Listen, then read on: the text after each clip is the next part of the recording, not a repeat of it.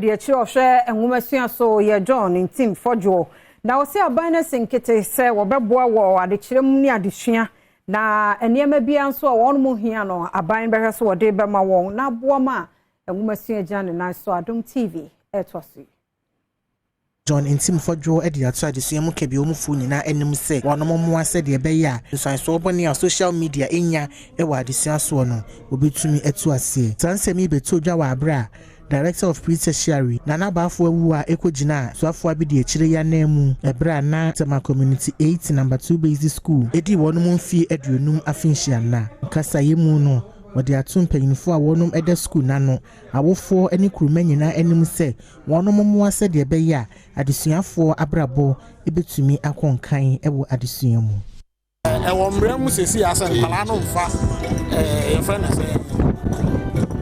mobile phone enko classroom omo fa nko school nso nkola bi wo mutimi wia omo ye ne edeko tini nyina awofo ene teacherfo no so ene omo betimi aye saa hweye no Benisofori Tama Metro Education Director wobo school ye impanyimfo ene akyekyerefo abaso ewo adwumaden a wo ye ebo adesua ho nsem ewo empotamu honomo wakoso ahye wonom bose na soa no ebeta wonom achi sede be ya wonom adwumadie no ebetumi akonkan. We acknowledge the hard work of our students, our teachers and our staff